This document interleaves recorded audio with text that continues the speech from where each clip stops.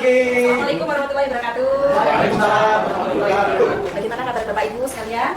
Sehat ya? Alhamdulillah. Luar biasa. Baik Bapak Ibu, pada kesempatan hari ini saya sampaikan terima kasih yang sebesar-besarnya atas kehadiran Bapak Ibu dalam rangka kami, saya, Bu Miati Sumati dan juga Pak Oki di sini akan melakukan praktik baik, yaitu tentang implementasi 7 jurus BK Hebat yang mana ini kami peroleh pada saat kita melakukan kegiatan di Surabaya bulan lalu. Nah, di sini kita nanti akan berbagi praktik baik, bukan bermaksud untuk menggurui, tapi kita belajar bersama gitu Bapak Ibu. Baik, langsung saja kita mulai acara kita hari ini. Kepada Bapak Ibu guru kita semuanya kami sampaikan terima kasih atas kehadirannya. Alhamdulillah, bersyukur alhamdulillah kita pada kehadiran Allah Subhanahu wa taala, karena dengan limpahan rahmatnya kita dapat berkumpul di ruang BK yang sangat nyaman ini dalam keadaan sehat walafiat tanpa kurang satu apapun. Nah, kegiatan kita hari ini yaitu kita akan melakukan kegiatan berbagi praktik baik tentang implementasi 7 jurus BK Hebat. Nah, untuk susunan acaranya kita nanti akan berdoa terlebih dahulu gitu ya. Terus ada pembacaan dulu, kita baca doa, kegiatan berbagi praktik baik juga dulu. Baik, langsung saja Bapak Ibu untuk mempersingkat waktu, kita awali kegiatan kita dengan berdoa terlebih dahulu. Saya pimpin nggak apa-apa ya? Baik, terima kasih. Saya pimpin doa mulai.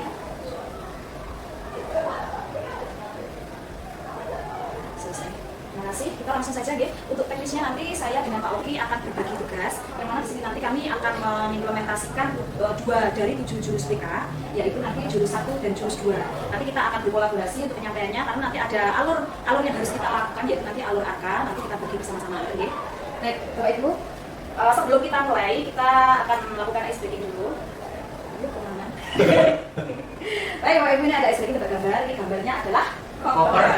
Ini jawabannya berarti koper. Kita lihat jawabannya benar. Oke. Berikutnya ada lagi, Bayu. Ini apa? Cilok, betul? Pak Bayu apa? Cakep. Butaki apa? Cakep.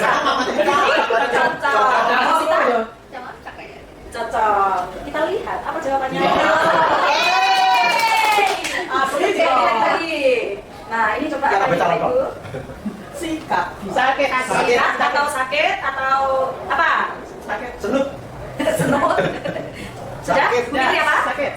Bu Junita apa? Sakit. Sikat. Jawabannya adalah sikat. Oke, lagi-lagi biar rotok yuk. Batu. Jangan kecil ya. Hati-hati Pak Ogi. Botak. Botak ya, batuk botak. Terakhir.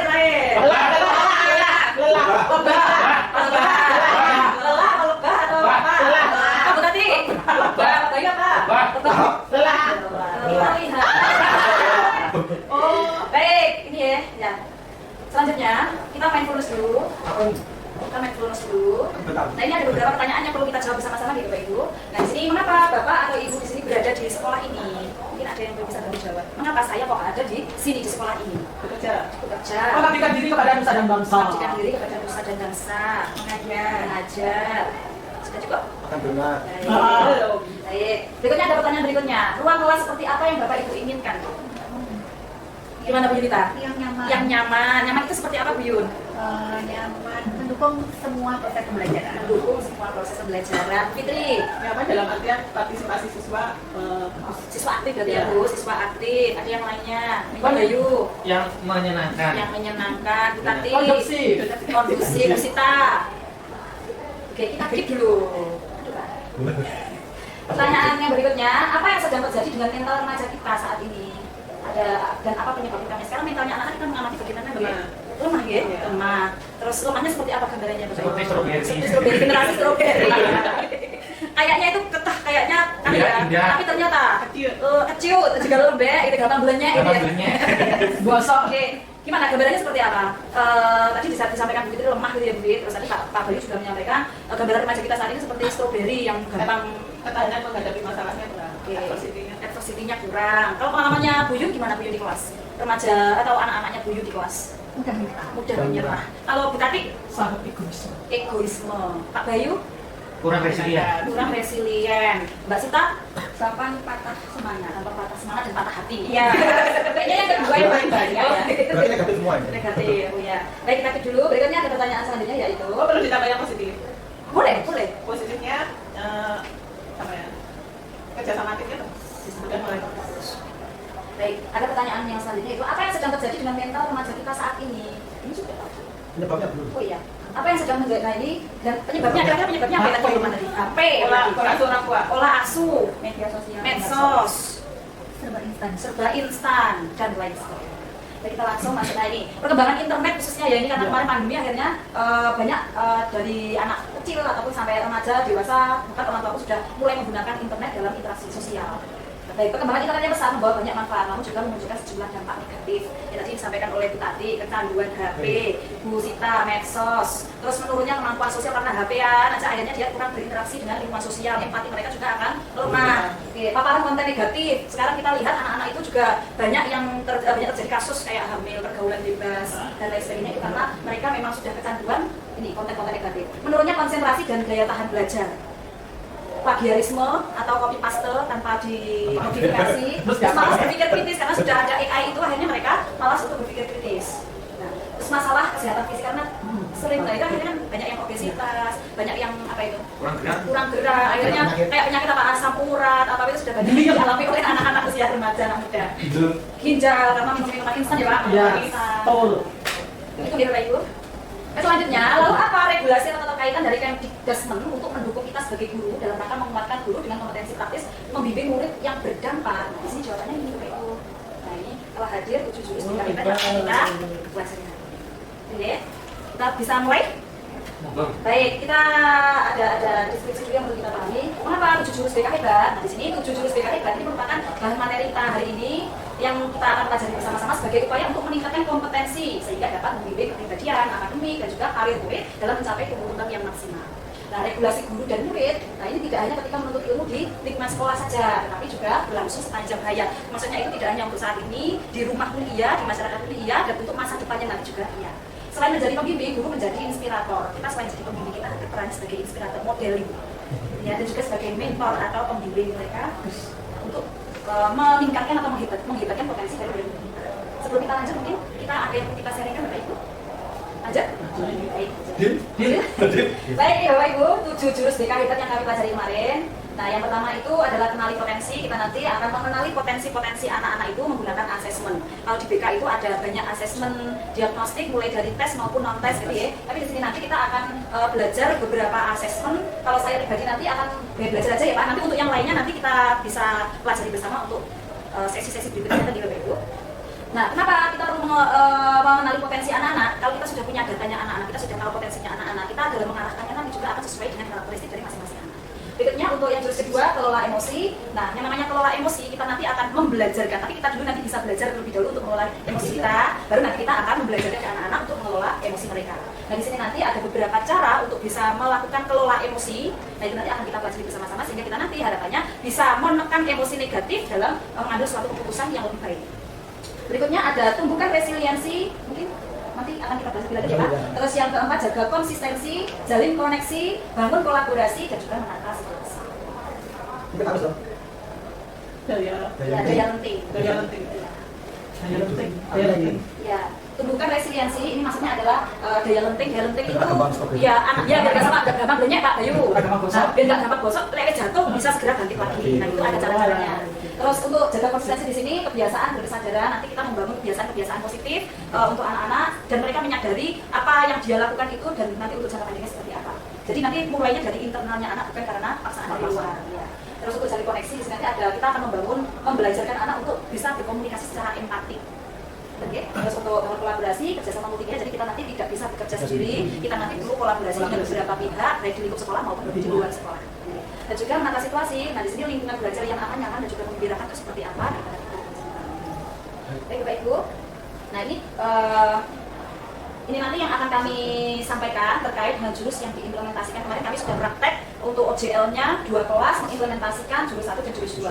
Dan untuk jurus 1 di sini yaitu kenali potensi, di dalamnya itu ada instrumen untuk gali potensi itu diantaranya ada instrumen gaya belajar, kecerdasan majemuk dan juga karir masa depan. Ingat karir masa depan. Sedangkan untuk jurus yang kedua yaitu kelola emosi. Nah di sini kita akan membangun dan juga menggali self awareness-nya anak-anak, terus nanti membangunnya seperti apa? Self awareness, self management, responsible decision making dan juga relationship skill, keterampilan berrelasi.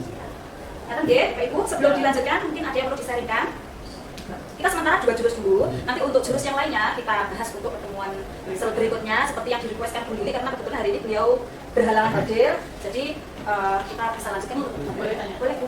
Itu yang berarti apa namanya?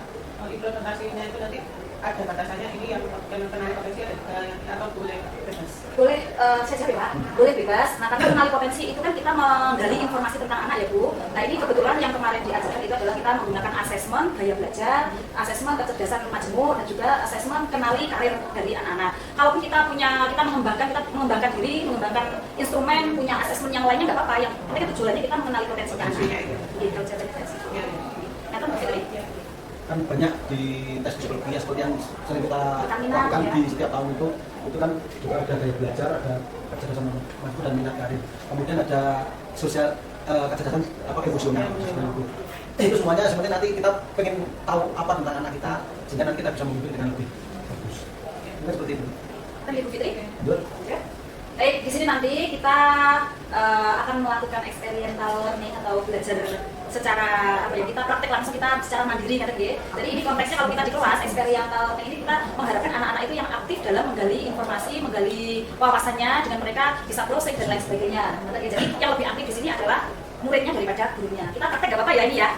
Jadi nanti untuk experiential learning yang kita gunakan itu strategi ARKA. Mungkin Bapak Ibu sudah pernah dengar untuk ARKA ini. Ini kemarin ternyata setelah kita implementasikan mudah ya Pak, daripada kita pakai struktural RPP itu ternyata lebih mudah ini.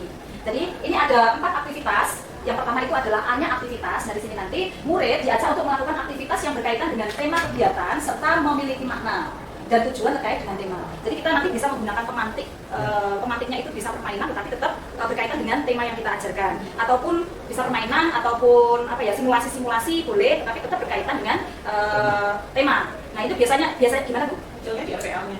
Iya, di RPL dimunculkan untuk A-nya aktivitasnya. Jadi itu nanti kegiatannya itu untuk mengetahui kemampuan awal atau wawasan awalnya anak. Itu sebelum kita kasih materi itu wawasan awalnya itu seperti apa, kita juga bisa mengukur di situ. Oh ternyata sampai di sini lo masih ham. Maka dari itu nanti kita bisa melanjutkan kegiatan yang sesuai dengan keadaan anak.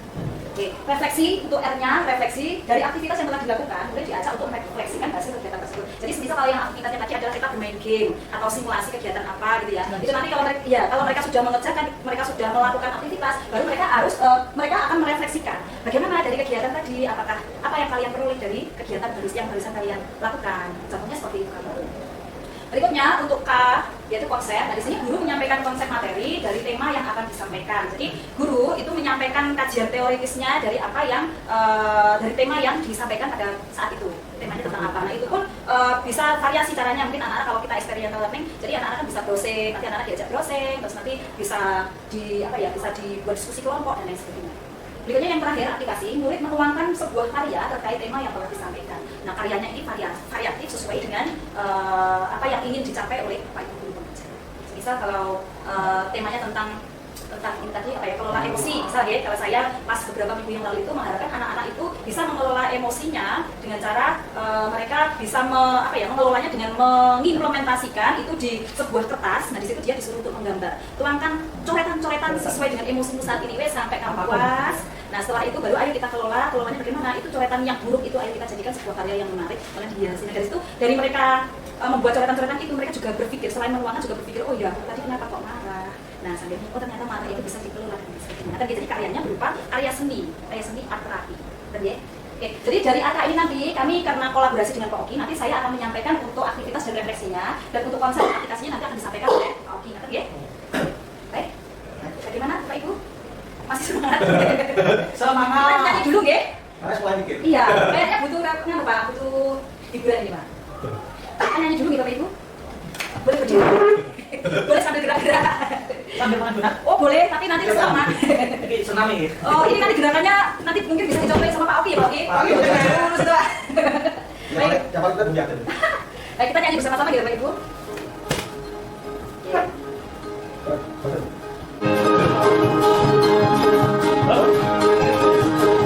Bapak Ibu, kita gerak.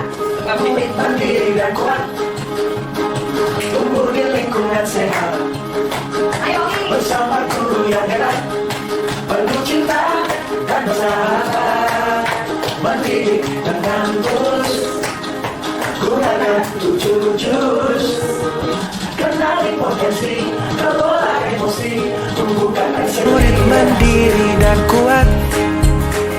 Bapak Ibu, kita mulai saja untuk implementasi jurus yang pertama, yaitu kenali potensi. Nah, tujuan dari implementasi jurus satu ini yaitu diharapkan guru BK maupun guru non BK. Di sini kenapa kita mengundang Bu Yunita sebagai guru mata pelajaran, karena ini juga nanti bisa diimplementasikan oleh guru non BK. Jadi nanti Bu Yunita bisa ke ruang guru atau ada rapat dinas. Oke, nah di sini diharapkan guru BK maupun non BK mampu membantu murid mengeksplorasi potensi mereka, minat mereka, dan juga bakat mereka melalui teknik asesmen. Langsung saja nih Bapak Ibu. Nah di sini tadi saya sudah kirim link. Nah di sini ada beberapa instrumen. Di sini ada tes kemampuan, ada gaya belajar. Nah nanti kita uji coba untuk tes gaya belajar aja dulu ya. Yang lainnya nanti bisa di lain waktu. Karena di SOP-nya kan sudah kami coba ya Pak. Kami coba dan bisa. Oke, Bapak Ibu. HP-nya masing-masing. Jadi saya kirim ya. Murid mandiri dan kuat, tumbuh di lingkungan sehat. Sudah. Apa Pak Baik? Estetik auditor. Weh, yang auditornya banyak malas olahraga daripada duduk manis. Main sudah? Bu Yun belum? Malah nih, nggak terlalu suka nanya. Tidak suka duduk anteng. Oke, kalau secara teknis nanti kalau anak-anak sudah simulasi, ini tadi simulasi tes gaya belajar, tes kemampuan, tes minat karir dan lain sebagainya, nanti mereka diarahkan untuk berkumpul, berkelompok dengan yang sama-sama. Misal kayak belajarnya visual dengan visual, kinestetik dengan kinestetik, jadi dikumpul-kumpulkan karena nanti akan ada kegiatan sosial. Iya, maksudnya. Secara teknis mengatakan ya, Bapak Ibu, nanti kita bisa terapkan di kelas kita. Nanti Bu Yunita pun juga boleh pakai instrumen ini untuk memetakan oh anak ini yang visual, berarti nanti untuk strateginya atau kegiatan belajarnya apa, ini yang kinestetik apa. Nah itu seperti instruksi dari Pak Cabdi dan Cabdi kemarin ya Bu ya. Kita ada instrumen awal. Oke, selanjutnya, nah nanti untuk secara teknisnya anak kalau sudah memperoleh hasilnya, diminta untuk berkumpul dan mereka berdiskusi, menemukan persamaan dan keberatan. Baik Bapak Ibu, kita diskusi dulu. Menggali makna dari aktivitas yang sudah kita lakukan tadi. Dari potensi apa saja yang anak Anda kenali dari hasil asesmen, mungkin dari gaya belajarnya kita tahu gaya belajar kita, terlepas itu valid atau tidak, validnya mungkin kalau dikerjakan dengan sungguh-sungguh, jujur, tidak valid kalau sebaliknya. Bagaimana hasil asesmen membantu Anda menjalani karir? Nah, ini mungkin kalau kita kan karena sudah berkarir atau pada saat kita sudah bekerja ini, kita tahu gaya belajar kita, ya mungkin kita bisa, seperti saya visual, lainnya sebenarnya mendesain, buat desain apa, nah itu mungkin terkaitannya seperti itu. Dan bagi anak-anak itu bisa digunakan untuk merencanakan karirnya nanti kalau visual, nanti arahnya kemana kita bisa membantu dengan salah satu hasil dari tes itu tadi. Yang ketiga, apabila proses asesmen dilakukan pada murid, bagaimana Anda memanfaatkan hasil asesmen? Seperti itu tadi Bu Yunita, mungkin bisa digunakan untuk data awal, untuk pemetakan anak-anak dalam proses pembelajaran. Kalau di BK apa pikirannya? Kalau kita sudah tahu hasil tesnya, misal dia belajar, mungkin juga bisa digunakan untuk pengelompokan di kegiatan klasikal ini ya. Tapi Bapak Ibu sebelum dilanjut, mungkin ada pertanyaan? Sebelum dilanjutkan oleh Pak Oki. Baik, untuk jurus yang pertama ini saya akhirkan. Terus ini akan dilanjutkan oleh Pak Oki ya. Baik, Pak Oki. Boleh? Iya. Saya sebelum saya masuk ke bagian konsepnya, ini saya yang berpikir dulu. Apabila proses sudah dilakukan, ini kebiasaan Bapak Ibu guru, saya yakin untuk yang guru BK pasti ya. Kita setiap tahun mengadakan tes psikologi. Pasti Anda pun paham kalau ada pertanyaan bagaimana Anda panjenengan memanfaatkan hasil tes psikologi tersebut, karena hasil ini kan tes psikologi yang sudah kita lakukan, termasuk tadi ada gaya belajar. Kalau untuk kita mungkin karena kita tidak selalu mendampingi anak-anak, istilah kita bilang mungkin belum begitu berpengaruh, tapi pasti kalau kita melakukan dunia klasikal pasti juga akan berpengaruh atau kanggul lah istilahnya. Apalagi kalau mungkin Bu Yunita sebagai guru yang pasti ya sudah jamnya sudah pas waktu dilanting kelas dan itu anaknya bermacam karakter, bermacam-macam juga pasti daya belajarnya. Mungkin kalau diaplikasikan untuk pelajaran matematika yang mungkin banyak prakteknya seperti apa. Kemudian kalau untuk menjelaskan mungkin perlu video, mungkin perlu soal, mungkin perlu apa, itu nanti insya Allah nanti akan ada di sini. Oke ya? Nah ini kita akan membahas sedikit mengenai pentingnya asesmen dan mungkin juga beberapa jenis asesmen untuk mengenali potensi yang dimiliki oleh siswa kita, khususnya yang kita ajar, sebenarnya menjadi binaan kita, karena pasti kan ada pembagian kelas, tidak semuanya 400 itu menjadi binaan kita kan kuwoken. Tapi yang jelas kita sudah punya murid binaan masing-masing. Apa urgensinya asesmen? Apa pentingnya asesmen? Kira-kira apa? Ya pokok kita perlu tahu karakternya anak, kita perlu tahu kepribadiannya anak, kira-kira. Untuk merencanakan bantuan. Yang lain kalau BK pasti jawabannya yang pertama pasti untuk menyusun, kita mesti punya program. Kita mesti punya program isinya nanti layanan, jadi nanti kan turunnya ke layanan. Murid mandiri dan kuat, lingkungan sehat, bersama guru yang hebat, penuh cinta dan bersahabat, mendidik dengan tulus, gunakan 7 jurus. Kenali potensi, kelola emosi, tumbuhkan resiliensi, jaga konsistensi dan jalin koneksi, membangun kolaborasi dan menata situasi.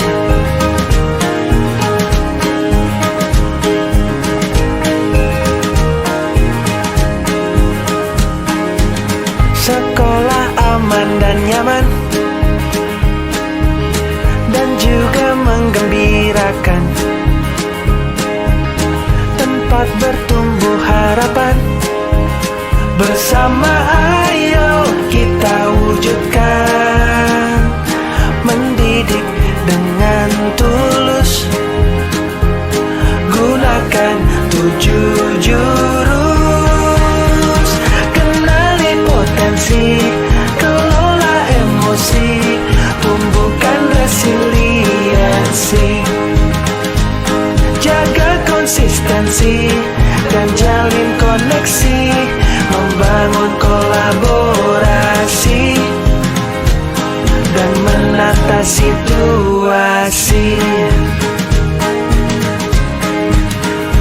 7 jurus PK hebat, bersama murid melangkah tepat. 7 jurus PK hebat, 7 jurus yang akan ku ingat. Ketika diajar dia mana ya, selalu menanyakan prakteknya untuk apa. Tapi ketika dia sebenarnya ada panjangnya berarti ya. Ketika diterangkan apa materi itu dia ngeblek, tapi nanti ketika ditunjukkan ini loh penerapannya itu tahu dia gunanya untuk kita belajar etika dulu itu seperti itu, berarti itu memotivasi. Tapi dia latihan terus ya, latihan itu kelihatan kinestetiknya atau auditorinya kalau di kelas itu atau dua-duanya? anak-anak itu ada anak yang maksudnya dari konsepnya dulu dijelaskan terus baru prakteknya untuk ini, itu dia mudah paham. Tapi ada anak-anak juga yang ditunjukkan dulu, oh prakteknya nanti untuk ini loh, terus menggunakan ini. Jadi mungkin apakah saya belum begitu paham tentang ya penjelasannya ini, apa mungkin anak-anak itu yang visual itu lebih mudah dikasih materinya dulu, konsepnya seperti ini nanti digunakan untuk ini, terus anak-anak yang gaya belajar kinestetik itu ditunjuk apa, oh gambarannya nanti prakteknya seperti ini, materinya seperti ini tuh saya masih beraba-raba. Oke, berarti intinya di kelas binaannya Bu Yunita itu ada tipe beberapa anak yang berbeda-beda, jadi tidak motivatornya nggak bisa. Nah, mungkin nanti bisa dilihat kalau mungkin dia belajar kinestik mungkin harus dijelaskan dulu gunanya seperti apa, kemudian dia ketika praktek itu lebih nyantol. Lebih nyantol, tapi lagi semua mungkin beda lagi di konten. Nah, mungkin ini nanti bisa diterapkan atau diaplikasikan sesuai dengan kondisi kelas yang paling pas, karena seperti yang kita praktekkan tadi, kayak belajar beberapa individu atau mungkin banyak individu itu yang tidak hanya punya satu gaya belajar, tapi mungkin yang dominan ada, meskipun dominan itu enggak, selisihnya enggak jauh. Mungkin kalau seperti saya mungkin visual sama auditori, nanti seperti itu. Nah, itu mungkin nanti bisa dalam praktek pembelajarannya mungkin bisa digabung-gabung, nanti itu seperti itu. Kadang itu Pak, ada anak-anak yang mungkin masuknya ke kinestetik itu ketika diajar itu dia nggak bisa diam, akhirnya dia jualan, terus nanya temennya sini, nanya temennya, bahkan main untuk gurunya ketika gurunya menerangkan. Nah, itu kadang itu anak-anak yang gaya belajarnya visual itu merasa terganggu. Nah, mungkin kalau seperti itu mungkin perlu beberapa trik ya, mungkin ya. Mungkin ada Bu Yatin, Pak Bayu, mungkin ada trik mengatasi. Mungkin Bu Tati pernah dulu kalau menjumpai sini Bu, harus itu ya. Itu, nah itu makin antik ya. Nah itu mungkin butuh kreativitas kita ya untuk bagaimana nih anak-anak tersebut tetap terlayani, tapi yang lain tidak merasa terabaikan atau terganggu. Kalau dulu itu saya pernah diberitahu dulu, tapi belum pernah saya implementasikan. Mungkin kita share gitu ya. Jadi kalau pada saat kegiatan pembelajaran di kelas, karena kita sudah memetakan ada gaya belajar visual, kinestetik, dan auditori, kita sudah mengetahui dan sudah dikelompokkan. Mungkin nanti untuk strategi pembelajarannya, media pembelajarannya itu bisa dibedakan. Wah, anak visual nanti tugasnya tema ini atau materi ini, nanti kegiatannya ini. Terus yang auditorial ini, kinestetik kegiatannya ini. Jadi meskipun kegiatannya berbeda-beda, tetapi inti materinya yang disampaikan sama. Begitu. jadi menyesuaikan dengan tipe gaya belajar. Matematika kan ada caranya kan gitu. Ya itu yang tahu nanti. Intinya nanti aplikasinya pasti harus berbeda sesuai dengan karakter setiap individu. Tapi insya Allah tidak satu-satu itu mesti beda. Nanti masih bisa dikelompokkan. Mungkin ada beberapa kelompok nanti seperti itu. Maksud ya? Lanjut. Oke. Nah ini mungkin yang paling harus paham adalah guru BK ini. Mengenal orientasi karir masa depan. Dari hasil asesmen tadi yang paling penting juga adalah salah satunya ini ya, itu untuk menentukan cita-cita, untuk menentukan karir apa yang paling cocok bagi setiap individu. Nah mungkin ini untuk guru non BK ya. Tapi juga bagus untuk pengetahuan ya, karena salah satu nanti untuk mungkin bisa diterapkan di putra putri jadi di rumah seperti itu. Nah ini adalah hasil dari tes riset minat karir tadi. Mandiri dan kuat, tumbuh di lingkungan sehat, bersama guru yang hebat, penuh cinta dan bersahabat, mendidik dengan tulus, gunakan 7 jurus, kenali potensi, kelola emosi. Kemudian ini untuk latihan kita, harusnya tadi dari hasil tes yang panjenengan lakukan tadi, mungkin kalau panjenengan bisa mempraktekkan, kalau saya menemui anak-anak yang gaya belajar auditori, tervisual, atau kinestetik, apa yang harus saya lakukan? Itu sebenarnya praktek, ya. Itu sebenarnya praktek yang harus kita lakukan berkaitan dengan ini tadi. Ini sudah benar ya? Berkaitan dengan yang terakhir. Apa tadi yang terakhir? Aplikasi. Ya, jadi ketika kita sudah kita menyampaikan konsepnya dari refleksi, kemudian dari aktivitas pertama, kemudian kita refleksikan anak seperti yang disampaikan Bu Yuni tadi, kalau orang didudoi tadi gunanya sih orang nyambung, mungkin ada pada itu, tapi kita mengalami sendiri, kemudian kita gali makna, kemudian kita kasih materinya, konsepnya baru kita bisa mengaplikasikan. Nah, aplikasi dari yang sudah kita latih tadi, khususnya yang tes gaya belajar tadi, itu Bapak Ibu dimohon untuk nanti membuat catatan, apa catatannya?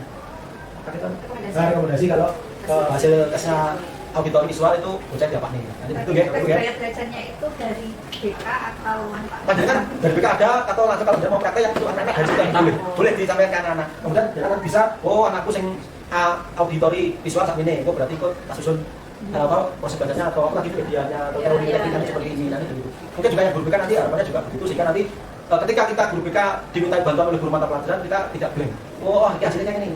Kayak ini, kita sama-sama sharing nanti. Saatnya jam berempat dimulai. Betul ya? Jadi itulah nanti berarti yang namanya jurus juga yang kenali potensi khususnya untuk guru BK, kita bisa memberi bantuan ke guru mata pelajaran ya, karena kita yang paling dari awal yang sudah tahu potensi anak-anak, sehingga nanti bisa dimanfaatkan oleh guru mata pelajaran, wali kelas dan sekolah secara umum nanti begitu. Betul? Sebelum saya akhiri ada pertanyaan?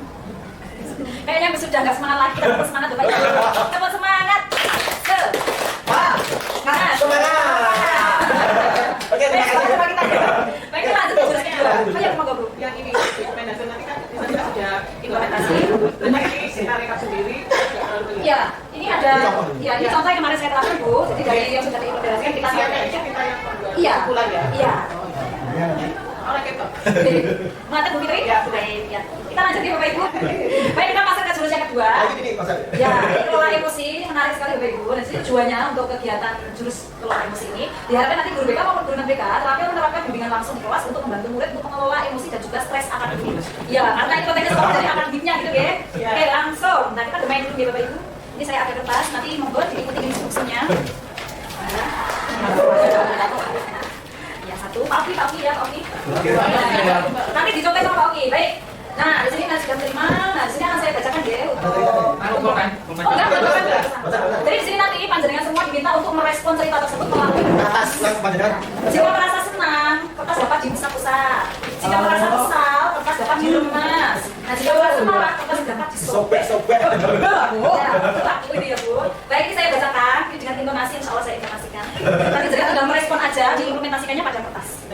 Pagi itu, Bapak Ibu guru berangkat ke sekolah mengendarai sepeda motor. Bahan ajar yang sudah disiapkan rapi digantungkan di motor. Namun, beberapa meter sebelum sampai sekolah, motor mendadak mogok karena kehabisan bensin. Dengan susah payah, Bapak Ibu guru mendorong motor hingga sampai ke sekolah. Murid mandiri dan kuat, tumbuh di lingkungan sehat, bersama guru yang hebat, penuh penuh cinta dan bersahabat, mendidik dengan tulus, gunakan 7 jurus, kenali potensi, kelola emosi, tumbuhkan resiliensi, jaga konsistensi. Baik, Bapak Ibu, kita refleksi ya, kita refleksikan. Ya, jadi kegiatan yang sudah kita lakukan tadi, kira-kira bagaimana kondisi kertas yang Bapak Ibu pegang sekarang? Bu itu tadi remek jam gitu ya, tapi akhirnya diluruskan lagi. Kenapa Bu? Tadi saya agak emosi yang itu tadi. Mungkin berkaitan dengan pertanyaan kedua. Oke, Bu Sita kertasnya mulus? Oh, tidak, sedikit. Oh, sedikit. Buyur. Oh, ada patahannya Bu, tapi Ada sedikit banyak yang mulus. oh, tidak mulus, tambahnya jadi pesawat. Kalau mesti Tapi ada sedikit usurnya. Pak, tidak. Baik, selanjutnya Bapak Ibu untuk pertanyaan kedua. Apakah Bapak Ibu merasa menyesal dengan apa yang sudah kita lakukan pada kertas? Menyesal nggak Bu Yunita tadi? Meskipun hanya satu tekuan itu. Itu tadi Bu Yunita menempuh itu karena merespon yang mana Bu Yunita? Keadaannya mana? Ketika bahan ajarnya ketinggalan. Seperti yang pengalaman ya Bu ya kayaknya. Itu yang dirasakan Bu Yunita apa? Emosi apa? Mantap pada diri sendiri. Oh, pada diri sendiri. Iya, caranya. Saya paling penasaran soal Bu Fitri Pak. Tadi kan sempat diremet gitu, tapi saya diteruskan lagi. Ini gimana Bu Ibu? Ini saya kebawa pas di kelas. Iya. Pas di kelas itu saya pas ngajar, anaknya terima telepon. Jadi pas Bu Mia menyampaikan itu tadi, saya langsung yang saya ingat di kelas itu namanya Farid, pas ngajar akan terima telepon. Sampai sudah sekarang sudah. Yang dirasakan Bu Fitri Tidak saat bisa. Ya saya langsung berdiri, saya detik, terus masalahnya sudah Maklum ya Bu ya. Ada jengkelnya nggak? karena saya duduk di meja guru, anaknya Duduk di meja berarti kursi. Oke, oh iya. Jadi ya itu, ya tidak sesuai dengan kegiatannya di sekolah, tidak sesuai dengan yang dilakukan. Baik, pertanyaannya ini Bapak Ibu, jika kertas itu adalah murid kita, bagaimana seharusnya kita bersikap? Tadi kan ternyata gitu ya. Nah, kita kalau tahu keadaannya seperti itu seharusnya idealnya kita bagaimana bersikap? Mungkin Harus diluruskan dan dinasihati dan diberi yang terbaik. gitu tadi ya. Baik, kalau mungkin Bapak Ibu yang lain. Jadi kalau harapannya itu pada situasi apapun anak datang ke sekolah, kita tidak serta-merta harus merespon dengan emosi negatif gitu ya. Kita mungkin bisa cari tahu dulu kenapa anak ini kok seperti ini, menunjukkan perilaku seperti ini, emosinya kok seperti ini. Dan kalau kita ternyata tahu kalau keadaannya si Andi seperti itu, ternyata ada penyesalan juga. Oh, ternyata anak ini loh terlambat karena dia ada alasan yang benar-benar tidak bisa ditoleransi gitu karena orang tuanya sakit. Ternyata gitu Bapak Ibu. Baik, kita lanjut. Oke, ini karena jatah saya sudah habis, ini langsung ke Pak Oki. Oke, kenapa kita perlu untuk pengelolaan, untuk mengelola emosi yang kita biar tadi tidak, oh tiba-tiba kudunya kertas saya panggah mulus, tapi tiba-tiba ada yang suka, ada yang mulus. Nah ini untuk self awareness, penyadaran diri, kita harus menyadari diri. Nah itu untuk kemampuan untuk memahami emosi yang kita miliki, pemikiran dan nilai-nilai yang mempengaruhi perilaku dalam berbagai situasi. Jadi situasi apapun kita harus memiliki self awareness. Ini saya bisa mengenali, ini kalimatnya ya, saya bisa mengenali emosi saya seperti senang, sedih, takut, khawatir dan lain-lain. Dan pasti kita harus bisa mengenali emosi. Jadi mungkin selama ini yang kita tahu yang di masyarakat kita familiar yang namanya emosi itu cuma satu, yaitu apa kalau kita bicara emosi? Oh, emosian berarti biasanya itu apa?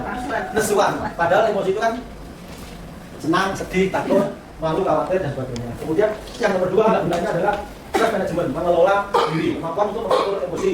Kalau kita ingin memahami emosi, yang kedua yang nanti umumnya adalah setelah tahu, memahami, kemudian kita bisa mengatur emosi, pemikiran dan perilaku. Jadi tidak emosi saja, tapi pemikirannya. Kita emosi marah, semua kertas berarti pemikirannya apa lesu, nggak apa-apa cuma kertas, nggak apa-apa nyelentek bocah misalkan seperti itu. Itu pemikirannya ya. Artinya kalau kita sudah bisa mengenali, saya tahu cara untuk menenangkan diri saya, artinya bersikap sesuai emosi yang muncul itu harusnya bagaimana. Nanti seperti itu, oke? Murid mandiri dan kuat, tumbuh di lingkungan sehat,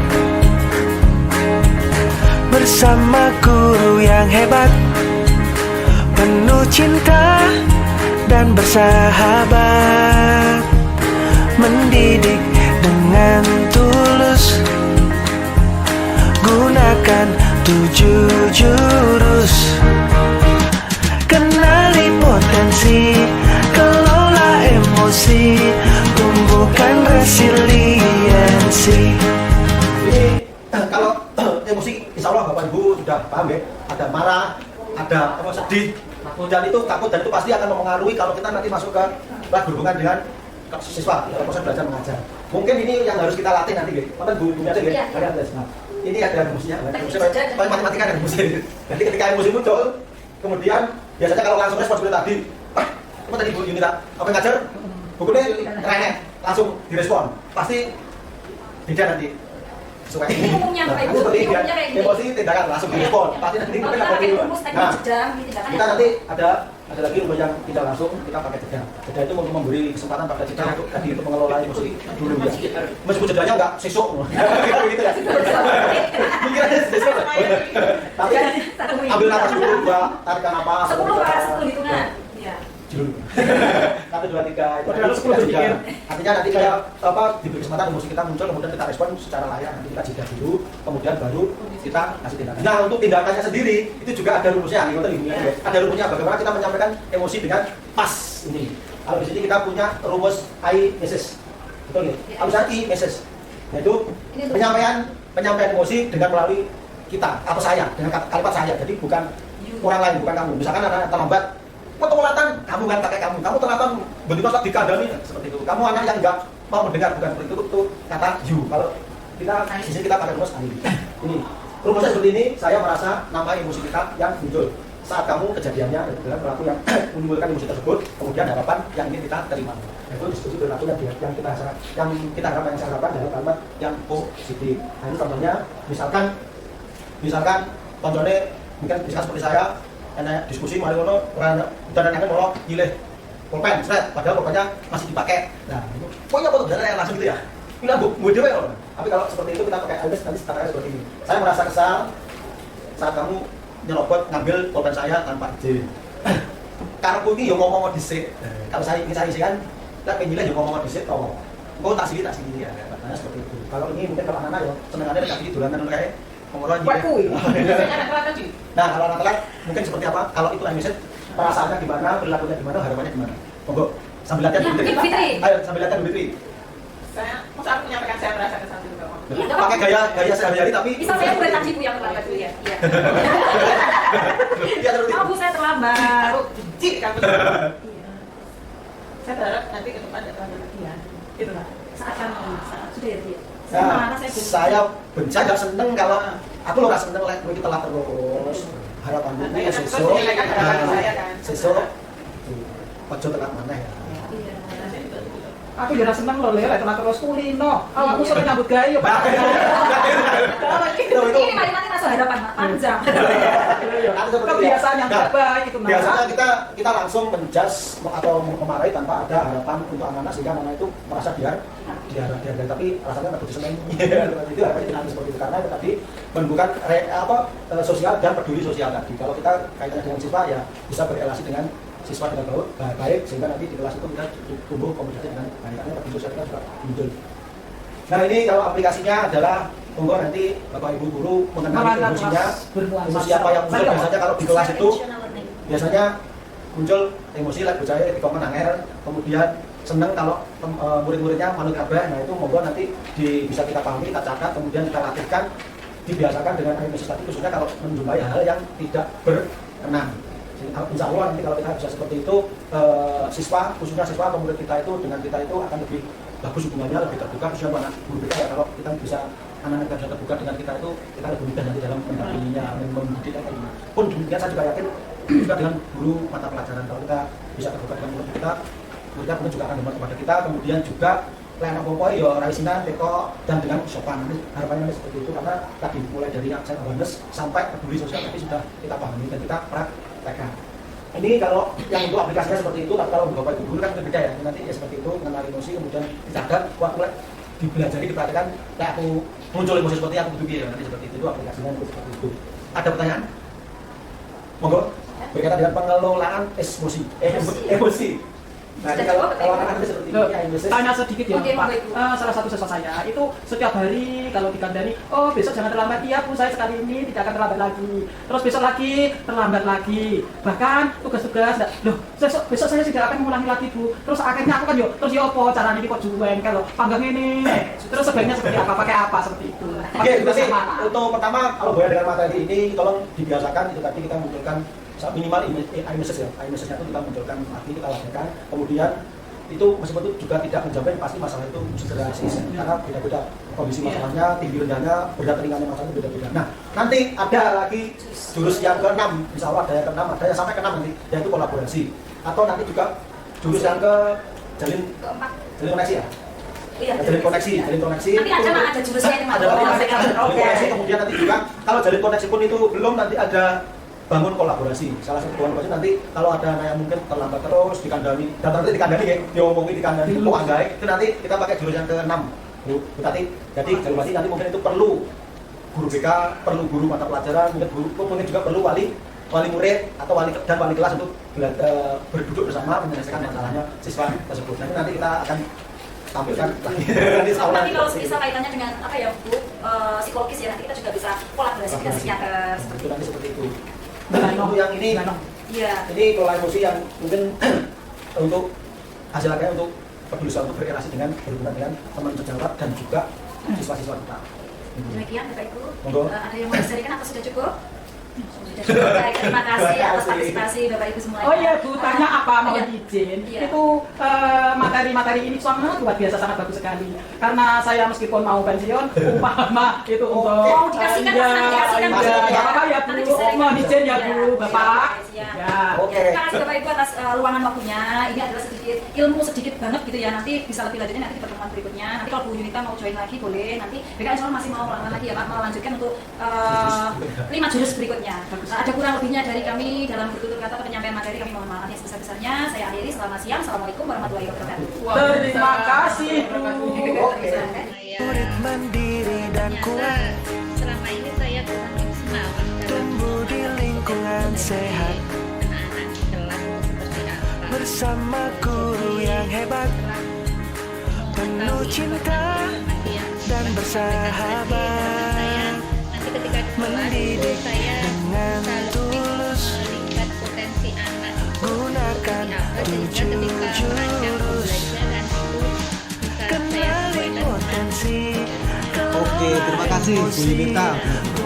Terima Saya lebih ke pengelolaan emosi ya, gitu. Karena ternyata selama ini saya belum menerapkan jeda dalam pengelolaan emosi saya di kelas. Setelah mengikuti kegiatan praktek baik ini, saya akan berusaha menerapkan jeda dalam pengelolaan emosi saya di kelas. Terima kasih. Berarti dari kegiatan tadi membawa manfaat ya Bu ya. Sangat. Terima kasih Bu Fitri.